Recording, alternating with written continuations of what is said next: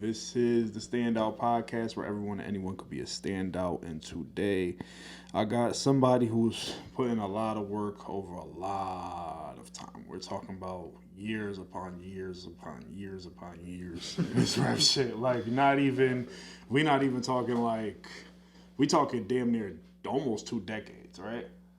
Nah, I ain't that old. Not that old, but nah, I mean, yeah, like 14. Yeah. So 14 years. You know, I got my boy Sincere Sebby in the building right now, bro. I appreciate you for coming to the man. It's been a minute. It's been a minute, man, since we played ball and all that shit. For real. You know, it's been a long fucking time before all that shit. But listen, I mean, you know, going back and looking at your career, it was just interesting, like I told you in the messages when you hit me up, to see how far you've came from that tape where you just rapping over Jay-Z beats and just different beats and shit like that. Tell me, you know, obviously coming from East Hartford, obviously pushing your pen and everything, I feel like back then you were really not only trying to find your sound, but I feel like you were just trying to find anything to get the music out. So tell me, how that all started and how you were able to finally get to that point where it was like, okay, now I'm in the studio, now I'm really doing this shit.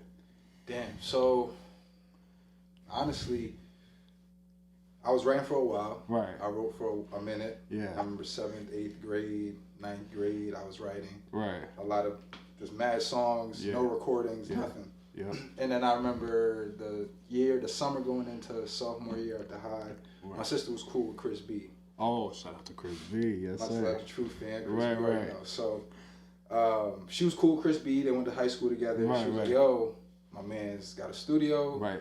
I'm going to drop you off at his house. Okay. Y'all do some work. And that's really what happened. So that summer, she dropped me off at Chris B's. So that gave me the outlet. Right. To actually put the shit that I was writing on. Mm-hmm. So I was just going on, you know, that was back in the day where looking up somebody's type beat wasn't a thing. Right. So it was just, you had to get beats going back to like Jay shit. You know, I fuck with Jay. Right. And I had a bunch of other people on there, but, you know, Drake shits at the time. Anybody. Yeah. So just ripped whatever I could off of YouTube, all the industry beats. Right. Went to Chris B's house, laid them shit. So that's really how it was just, that's what led me to that. Right.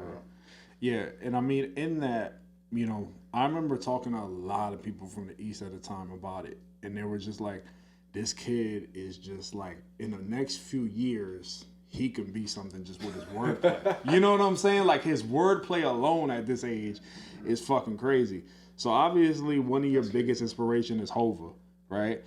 Like, who else were you taking from? Because a lot of people, you know, unfortunately, you know, you're light skinned. We're bigger at the time. Everybody's trying to compare you to Pun. You know what I'm saying? Everybody was trying to do that. I heard a lot of different people, but one that struck me a little bit was Sean Price. I remember hearing that a lot.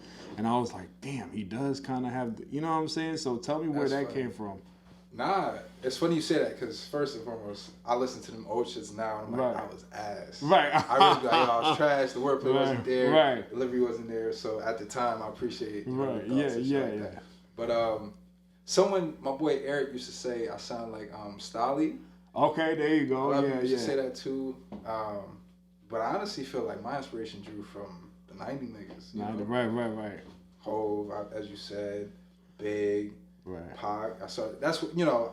Yeah. When we was in that 2013, 2014, when everyone was listening to the new shit, I was going back listening to the old shit as if it was new shit. So that's really, I was drawn from them, you know, the Prodigies. Just, you know, I love rappers. I love rappers. Right. So I wasn't getting that fix from the new shit. The sound that was coming out. I got you. And, you know, it was interesting to me too, because as you bubbled, you were like really one of the first people that took this shit from here, from the East, and went everywhere else with it. You were in New York, you went to Circa, you went to all these different places and performed. So tell me, you were like one of the first people to get that taste of like, oh, there's actually a fan base for my shit everywhere else. So just tell me about that and being younger and being able to see that as opposed to just staying here and having to deal with the open mic shit like that, stuff like that. Nah, it's crazy because like, when you're young, when you don't have the network to do shit, you kind of just figuring it out yourself. Right. You got your close niggas, that's it. You figuring out where you about to go. So, especially like streaming wasn't what it is now. Right. So we had like the Dat Piffs, the Reverb Nations. Right. So like shout out to Reverb. Reverb at the time would show you like where you get the most plays from and like local bars or just shit where you could go book a show and things like that. So I remember me and my man Dre, we really would just go wherever we could. Wherever they had an open spot, we was there. Yeah. And I feel like that you hear that a lot. Artists will say like, yo, we can just wherever we can get in, we want to go rap. I was telling my man that performing is the biggest thing. So that's why we make music. We want to be able to show out, showcase our talents and perform for audiences live. So you know, that's one of the biggest things. So that was really important to me. Really. Right. You know, just being able to get out there. Yeah, I think with that, you guys kind of pushed away in terms of, you know, at that point is where a lot of people, when your takeoff and your ascension happened, was at the point of where J. Cole and all them guys were kind of in a downturn, and you were kind of on the upturn with the writing the bars, doing that, and it was kind of like the SoundCloud era. Did you ever feel a little bit of like, should I go hop on some of those beats that these new guys are doing, or did you ever feel like, nah, I'm gonna try to stay here and keep it cool and keep it in my own lane? Nah, there was definitely those times where you're like, oh, I gotta go do that. You gotta go do that? Sometimes they facts. And I feel like me and my man Socks, we used to get into that, because like, you know, I'll be throwing a lot of shit at the wall, see if it sticks.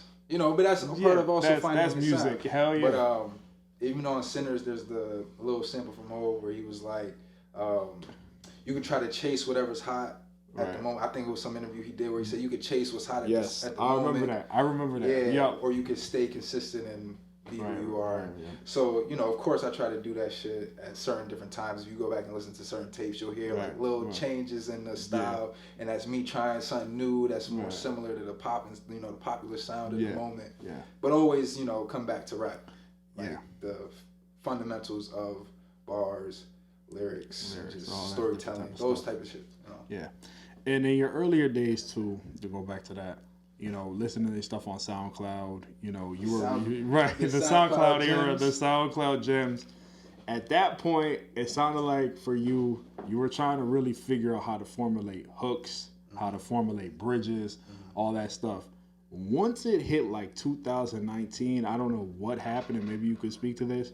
You were writing some of the best hooks, singing, you know, trying to figure. That's like the Who God Bless No Man Curse. Right. Yeah, you were really figuring it out, like in terms of songwriting and shit like that. So, was there something that happened, or was it just like we got to start maybe pushing this a little bit differently, something like that? I think that was more so me just I was just locked in, yo. Yeah, okay, I was really locked in. I know one of my weaknesses is hook writing. I feel like I'm not the strongest hook writer, so I wanted to really lock in. And I just remember 2018 and the 19, that was like when I had just kind of moved away. I was down in New Haven. I just had got away and I was locked in. I was just in the crib just every day, writing some new shit. So them hooks was just coming. I got you. Facts. The inspiration. Nah, for real. And that was one thing too I wanted to ask you, you know. A lot of people, when they come here, they stick to the studios out here. You've never, you know, talking about how you started with Chris B, I've seen you go from different places, hang with different engineers in terms of your creativity. But the Sound Loft is where it feels like you really found your sound over there. Nah, for real. And you really kind of were locked in over there. Shout out to my man Dan. My man Dan. Dan Eisenbach from Sound Loft. Nah, that's the man's for real. Right. Nah, he's nice with the shit. When I went into Sound Loft, it just felt like home. I got you. So tell me a little bit about working there and working with him, just more on your sound and how you developed over time, the relationship and things like that.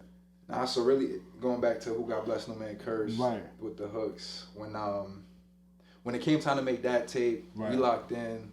I just noticed that the sound at that time, like the music that I was making in that period versus anything else up until that point, just sounded way better. Way like different, all this stuff. This new batch, just sonically, it sounded way better. That's dope. And we just clicked, you know, the little shit that I would do at Chris's crib, like fucking with the beat some, do a little switch here, throw an effect.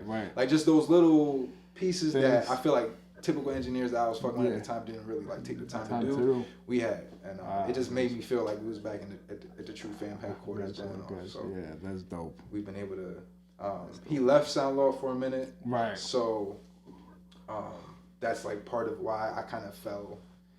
I don't want to say fell not fall off, but I haven't been like really working with niggas as much, like in the studio as much, because I haven't been able to get that, that connection again. But he's back, so we've been locked in for the past like that's dope, almost a year now. So that's dope as fuck. A lot of work. Hell yeah, shout out to him.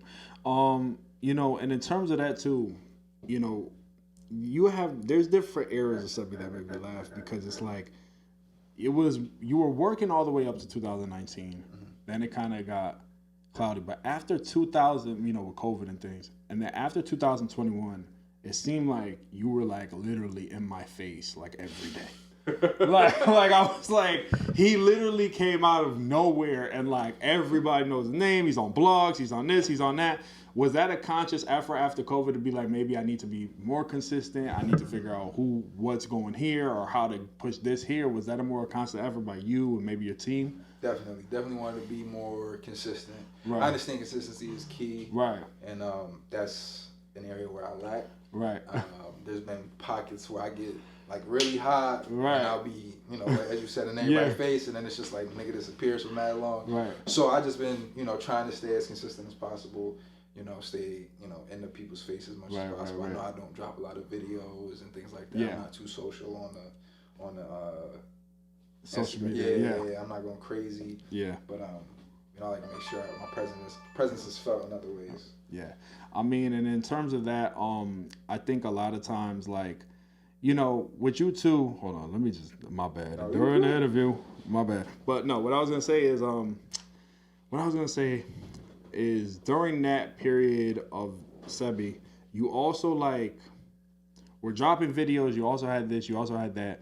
You were doing different things, and I also feel like with you, you found something different within yourself. The way you rapped, the way you did it. A lot before with Sebby, it was like, I'm giving you pain, but I'm not putting it all together.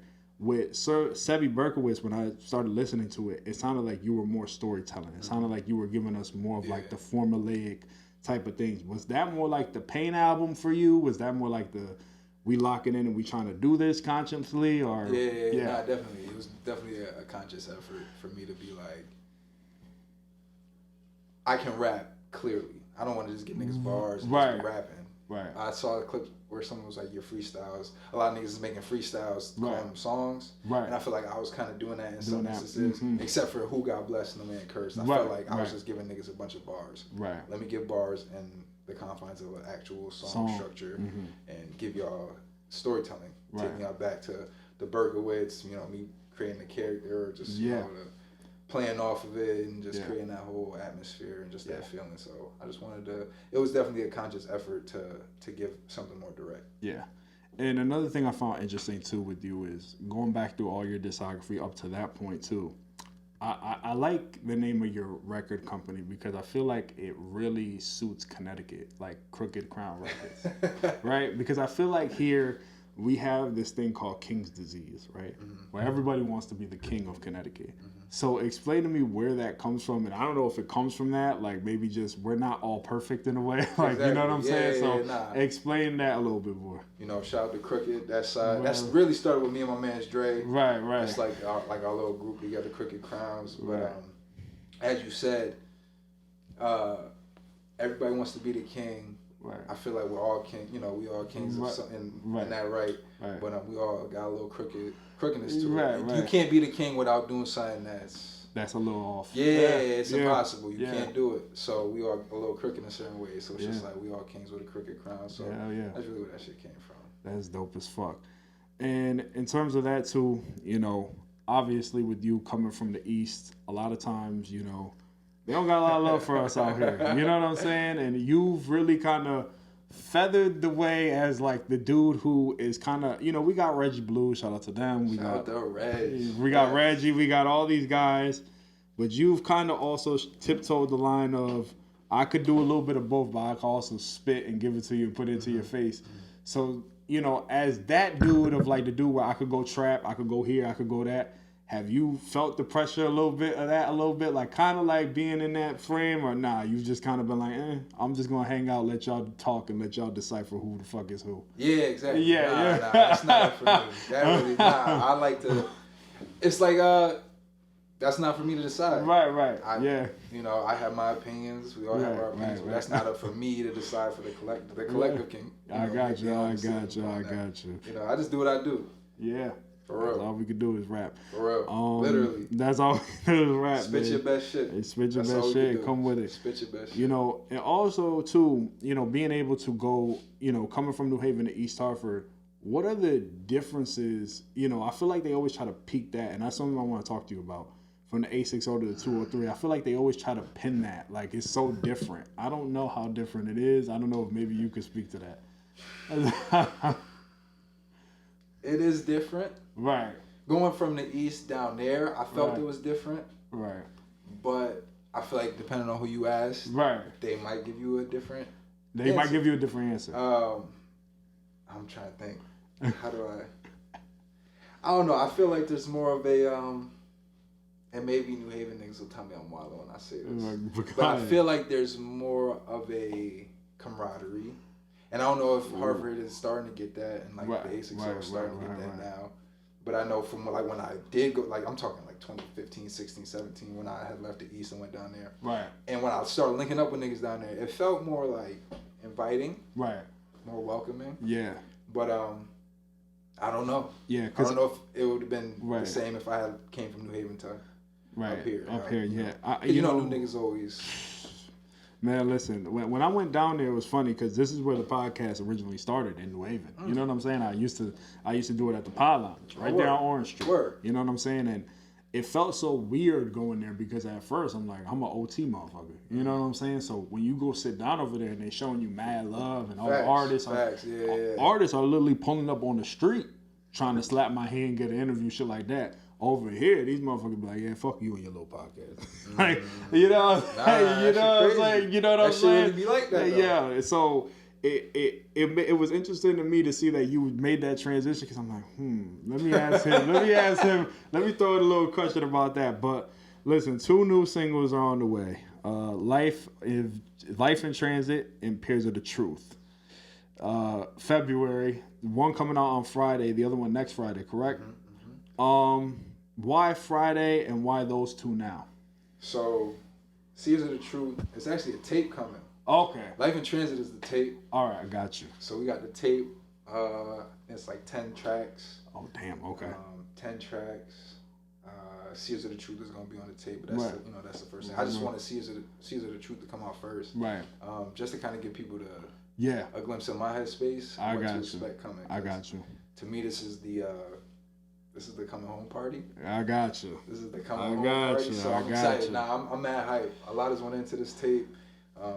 So yeah, you said why Friday? Yeah. I think Fridays are just the best. Like better. I remember when we was kids and video games used to come out on Tuesdays. Oh yeah. Yeah. Right. It's just the wave now. And I think Fridays obviously you dropping with the big dogs too, and that's something I wanted to ask you.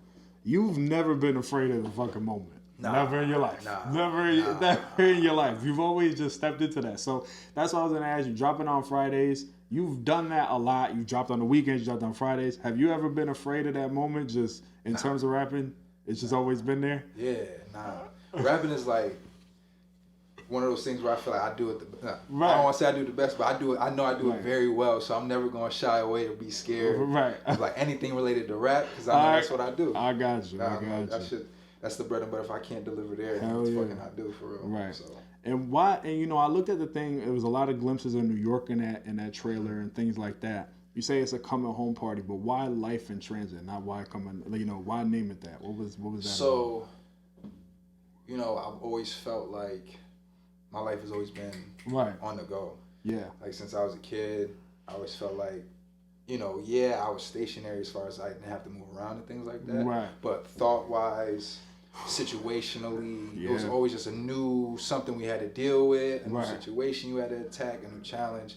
So that's one step. And then obviously, you know, as I got into my teen years, I started to really like venture outside of the East and, you know, the A60, like from just moving around, going to New Haven, linking with niggas down there, doing shows, you know, OT, just doing all that shit. Right. And then bringing me to like now in my 20s to like really being in the city a lot, like really being out there to like, you know, just getting a vibe for shit out there and just now coming home. Right. So I just feel like it's always been transitional. Life has always been a new season. It's always been like a new challenge or something new to attack. So like I said, really just wanted to encompass that in the music, and the music is kind of me taking people through that. Right. Like different stages of what my life has been like. Right. The different transitional periods and things like that. And I feel like you feel it through the music. Yeah. So I just wanted to really find a name. That was a really like daunting task for me, figuring out what are we gonna call this to really capture the feeling in the moment. So let me ask you this. You know, obviously you guys record a lot of songs for these albums. You know, there's a laundry list of them, and you got to cut them down to a certain type of track. It's certain type of, it's break. Yeah, it's cold. Heat up, I feel you. It's cold down here. I don't know where the hell the space heater went, but you know what I'm saying. It's been. I mean, I'd have had some artists sometimes. I had Trax Lou on this couch, and he damn near sunk in that motherfucker. Hey, you know, shout out to my boy Trax, but he was damn near in that motherfucker. So I feel you, but you know, obviously going back to the track list, the 12. You're talking about life stages. Does that ever get hard? Because you poured your all into all these tracks, and you got to cut it down to this minuscule 12. This minuscule. Is there some that didn't make the album where you're like, nah, it's got to make the album? And they're like, yeah, there's a couple that didn't make it. Yeah. Just from, like, they didn't fit. Yeah. They didn't fit, or it was like, they're kind of this. I don't like to put two songs on the same tape that kind of give you this capture the same so just because of reasons like that they didn't make it, not because I didn't feel like they would be good enough or fit, but I just felt more so like I already got something that fits the purpose. So a couple. It's definitely hard deciding which ones want to go on. When you make, it depends what you're doing. If you're making a tape with the concept in mind, I think it's a little bit easier to decipher what you want to add, what you don't want to add. If you're just like throwing a bunch of tracks together, you might have a harder time because you just want to get all your bars off. Yeah, you might want to get all your shit off. Hell yeah. But it was definitely hard. Shout out to all the people that's helping my boy Sebby. He was definitely there was some long FaceTime calls figuring out back and forth like, yo, nah, add this, take this off. So it was a lot. Does that ever get hard with your team too? Because as the artist, you always know what's right? You always know. You know what I'm saying? Until they come in. Sometimes, yeah. Sometimes you just gotta let it come out. You know, like I said earlier, you gotta let the people be. Right. We can't decide it. Right. We gonna have our opinions. Put it out, and we'll let the people judge. Yep. And then whoever wins. I got you. You know, from all these different variations, you have a long discography, like I said before. Obviously, what's the, out of every album, what has been the difference in this tape instead of going into all the other tapes that you've taken? Like, what's a lesson learned that you took into this tape where it's like, I can't take this, I did this on this tape, I gotta change this on this tape? Delivery. Delivery. Okay. I think the delivery of this one is gonna sound different. Okay. I feel as though when I would make music in the past on different tapes, there was times where I was like, this isn't, I should tweak this, but fuck it, we can let it. You're gonna let it rock, right? Yeah, just put it out. And I feel like this time, I was like, no, let me go back and really deliver it how it should be intended to be, how I wanted this, really taking the time to put those little details in, with delivery, flows, just those type of things. I feel like this tape, so delivery plus just preparation and thought. I feel like a lot of thought and preparation has went into these tapes where I was like, I didn't do this with these tapes. Right. I know if I do it with this one, it'll definitely elevate in some ways. Yeah. So I think those are the biggest two things. Yeah, definitely. Delivery and planning and preparation. That's exactly the good recipe for a good song. I'm waiting for this one, to be honest with you. Because this is another question I want to ask you. For some years now, it seems like you've really not only figured out how to rap, but you also figured out how to also give it to us in a way to where it's not a bad thing, but it's a good thing. It's all together. What in one way in this tape did you want to tell the people and show the people? Obviously, you got content, the trailer coming out. You've had music videos. Is there any other thing that we can see that is gonna come with this tape? Maybe a clothing line, something like that, merch? Nah, no clothing line. maybe merch. I'm not it depends what kind of merch. Right. I'm not into the clothing. That's not really my thing. I got you. Definitely some other type of merch, maybe. But definitely gonna get a couple like dope visuals for y'all. Dope visuals. Definitely got some dope visuals. And just some other video content. Behind the scenes stuff. Just raw footage. I really want this tape to make it more personalized. Right. People who tap into the content really feel like they're part of it and they can really see what's happening. So that's really the focus. Right. Do you feel like that's more important today to drop one of these tapes and make every song live within the internet rather than just keep trying to drop these singles? Because I feel like a lot of times what I see now is people try to fucking just oversaturate you with these singles and you don't even know which one to pick from. Nah, fair. So in terms of making this album live, is that what you just plan to do, to just keep trying to maneuver in each way? Because it's hard to make a tape live nowadays. And I mean, your music, it sticks. It sticks. I know exactly what you're saying, because it's like the tapes, I feel like music has went more towards a playlisting format. So you niggas don't know how to make tapes. Really. No. Like tapes, albums, all that shit isn't really like, we're never gonna see a To Pimp a Butterfly. Never again. You know? Never again. So it's like, what are we doing now at that point? So it's like, I don't expect these niggas to do tapes when they know, like, what am I making one for? Unless niggas want a bunch of songs to put into a playlist. Yeah. So I'm of the where I'm like, I want to make a good tape. It's a good tape. I want some shit where when you throw it on, it's, you know, it bumps from back to front. Yeah. I need it. I need that to happen. Like, I need it to be that. Yeah. For me at least, and for my niggas, like I don't care if it's just us who bump that shit. Right. I know the type of shit we fuck with, how we like to listen to shit, and if you want to pluck your favorite 3 or 4, go do that. Right. But when you come back to the tape, it's going. So I just feel like, you know, the incentive is different. Right. You know, and that's really affected how people make tapes now. Yeah. Are we gonna see anything else from Sebby that is away from music? You've been very quiet on social media, man, and it's like I understand it. Why that so much? Why is it just that you want the music to breathe? Because I feel like a lot of times nowadays, bro, artists got to do a whole lot. This is the question I want to ask you. Yeah, nah, not even. I don't even think it's a music letting it breathe thing. It's more so. I feel like to a fault, almost kind of going back to how I looked up the whole. Hov was a private person. I got you. Okay. He was always private, and I understand that's a detriment because in this business and in this industry, you have to kind of saturate with what you're doing all day, every day. But to me, that's like you're not supposed to do that. You're not supposed to let niggas know what you're doing all the time. Boy. Rest in peace, Pop Smoke. Oh my you know, these instances where if niggas didn't do that, they'd be around. You know, and it's just like those are. It's just me. That's my mentality. Like never since a youngin', since middle school. Right. I was always, you gotta keep shit private, bubble quietly. When you get hot, that's when niggas know. Right. You know, you let your shit play it cool until you know you're hot, and then everybody know about it. But I just I know I should be more active on my socials. Yeah.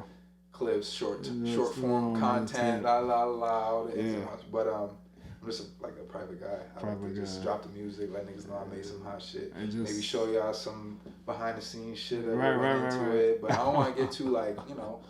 Yeah. Just need to know, I guess. Does that help more with your creativity though? Because the albums come out good. Like being private. Yeah. I feel like, you know, and that was the problem, you know, when I was with, you know, a little group I was with for the time, they kept telling me to drop more shit, and I'm just like, bro, like, you gotta understand, I have a creative process as well. You know what I'm saying? I can't be in these fucking places every day with my camera out trying to show this VIP section, trying to do that. It gets like, man, I'm like, fuck this shit. You know what I'm saying? I know exactly what you're saying. You know what I'm saying? Like, I don't feel like doing that. Has there ever been a point, I'm gonna end with these 2 questions, but has there ever been a point in this shit where you felt like maybe I should stop? Or nah? I could say no. But nah, there's been moments where you're just like, let me say this. There's a moment where you're like, I've done certain things, you know, because I understand, like, I'm a realist about realist about things. Right. So I understand there's levels to shit. Right. And I know there's tiers to things. Yeah. You're a Drake, you're a Benny, you're gotcha. Yep. Whatever. You get there's a level. There's 100,000 room, then there's a 10,000 room, then there's an arena. I get you. And I was always a nigga who, if I could make music, my family was straight. Right. I'm chilling. Right. You know, that's all I need. Good for you, right. So, I'm taking, I can take trips. Right. You know, do whatever, have certain, like, spoils of war, whatever. Yeah. And if I could do that and, reach a certain threshold, do I need to rap still? Do I need to do that? Right. Those thoughts creeping in my mind. It's like, I'm doing all these things. I don't need the pressure on myself, like, yo, you haven't dropped in a while. Yeah. Blah, blah, blah, blah, blah. Mm-hmm. And like, nothing's changed. Right. Everything's the same. The only thing is you haven't checked off those boxes. Things that you want that'll make you feel more solidified as, like, an artist amongst, like, the world. Right. Like, rather than your community and shit. So, those things creeping in my mind where I'm like, do I need to? And I'm like, yeah, you kind of do. Yeah, you still got some shit left, my boy. You haven't done it. So, it comes back to that. Yeah. So when those thoughts happen, it just comes back to, yeah, you got to, my boy. You got some shit left. Right. So until I hit those points, I feel like, or just something that I feel like for me, it's like, all right, that's, because I'm gonna respect. Right. It's more about the respect for me. Like, the bread is the bread. These niggas want to get rich and famous. Right. I just wanted the niggas to know, like, I'm one of the best rappers of all time type shit. So it's like, I feel like it's, if I keep doing that, whatever, whatever's whatever. Right. And in which ways do you feel like when this shit ends, I always like to ask this question. This is my last question before this. But in which way do you want Sebby to be remembered? Like, how do you want that name to be remembered? Just as the best rapper of all time, or is just like, I feel like the thing that sucks with me is we were talking about this yesterday, me and my cousin Nick, and he's like, don't you think it's crazy that you went from graphic designer to rapper to podcaster, and you're probably gonna end podcaster? Like, is that what you really want to be on your headstone? Like, podcaster and that's it? Because you've done a lot of shit. So is that what you want to be remembered as, or is there a lot of other things before you end this shit out? Oh, nah, there's so many things. Like, above all, just a good human. I got you. That's the biggest thing. It's like a lot of niggas, it's like, me personally, it's just about how good of a human being have I been to, like, just the common person. That shit is big to me. Right. Just respect, taking care of your family. Right. Helping your community out. Yeah. Contributing in a way that really adds meaningful value. Hell yeah. Not just talking about the shit, talking about, and help, not even helping, but just contributing to building something better. A lot of niggas talk about it, but actually being about it and, like, contributing to that shit. That means a lot to me. One of my mans, his dad just passed, rest in peace, and we was at the funeral, and it's just seeing the whole, like, nigga, the whole hood, like, everyone came out. Like, I'm talking about everybody came out. Right. And just seeing the stories and just, like, the people, the lives he touched. Right. From all walks of life. Yeah, hell yeah. It's just crazy to see shit like that. Yeah. So it just puts in perspective of, like, who you can be as a person and what niggas remember. It's crazy you ask, like, who you're remembered as. Right. Are you just going to be a rapper? Or are you just going to be a podcaster? Right. Or are you just going to be an accountant? And And I think that's the thing about you that stands out to me, is because this music, listening to a lot of it, listen back to it, I remember listening to One Way Flight, I think the other day, and just being like, holy fuck, this dude has come from that to, like, this shit. Yeah. So it's not only, that's the most impressive thing with life, is that as much as we learn is as much as we can put back into our art. You know what I'm saying? And I feel like you have learned so much about life just listening to all that different shit. It's like the bars have gotten better, the hooks have gotten better, everything like that. But my last question to you, I ask this question to everybody. You're sincere, Sebby, to the people. You feel me? What's one thing away from being a rapper that you want to take care of in your personal life this year, that you want to be better at and take care of? What do I want to be better at? I guess just being a better brother, part like, being, right. that type of. I just want to be better to my family. Gotcha. I just want to be more available, more present. Yeah. Really just being mentally and emotionally available, things like that. Just being more present in the moment, not getting stressed about like what's in my own head, what we got going on. Just like being more in the moment. That shit is like a big goal. That's the important one. Focus, yeah. Listen, man. I like to end out this interview with just positive shit. I mean, we played ball together. You know what I'm saying? And Parks and Rec. You know what I'm saying? And then Legend. Ask about me. For real. On God. Ask about me. Only 250 nigga give you a 40 piece. Yep. That's a fact. That's in the history books too. That's not even a. Niggas was like 280 pushing this shit up. Shout out, bro. I seen you have roll the other day. Yeah. Oh yeah. I seen you have roll. That nigga gave me a 40 piece. I had. That nigga probably had 20 assists on 40 piece. Oh God, no cap. That's for real, yo. That shit. 40 oh piece. Man, that shit right there. Nothing at all. What a time, man. What a time to be a fucking live. But listen, man, you've been in this rapping shit for a long time. I know there's gonna come a time and place where we all hit 40 and we all gonna link back up and be like, oh shit, for real. Fuck, you know what I'm saying? But you just keep rapping, man. Just keep doing what you're doing. Life in Transit, Says It the Truth, the single Life in Transit, the motherfucking album coming out. Make sure y'all go get my that. tape, man. Get this tape. Come on. My tape. You know what everywhere. I'm saying? Just keep pushing this shit. Keep pushing this shit. Keep pushing the East, because unfortunately, one of the only ones left pushing this shit and making it look good. I'm gonna be honest. I ain't gonna cap that about shit made me feel old. Yeah. That made me feel old. A lot of us are getting up there, bro. This shit tricked me out of. Damn. That's crazy. I'm starting to feel ancient in this motherfucker. We not even 30 yet. Oh my God. Ways to go. Damn, I be looking at some of these young niggas like, I went to that studio back in the motherfucking day, and it's like, I said that shit. Oh man. That shit is crazy. Nah, for real. Shout out to the youth though. Shout out to everybody. Shout out to the youth. Listen, man, tell them where they can find you at. Sincere Sebby, Instagram, TikTok, X, aka Twitter, the real Twitter. Shout out to my old Twitter niggas. But yeah, Sincere Sebby on everything. Life in Transit, February 9th. Go get that. Sears of the Truth, February 2nd. By the time this drops, everything will be out. Go tap in. Make sure you go get the new music. We got a lot of shit on the way. And shout out my man Sock. Shout out DMG. Shout out to Divert. We got a lot of shit coming out. Tap in, man. Yeah. Politically Incorrect coming too. Tap in. Let everybody know.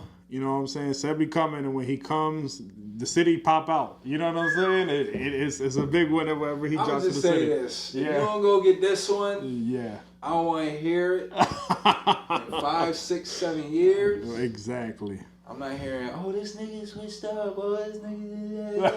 I don't want to hear nothing. I'm telling you now. Yep. Now. Yep. Let them know. Listen, man, this has been a Standout podcast where everyone and anyone could be a standout. You know who the fuck I got here today. One of the East finest, Sincere Sebby. We appreciate you 100%. 805 Hartford Road, the Madhouse, where you can come get your braids, your cut, and a podcast with studio time all at the same time. It's where the madness and the culture collide under one roof. And we thank our artists for coming through and always showing us support. This shit clean. I seen it. Appreciate it. It's cold as fuck down here, though. It's spring. We working. It's spring.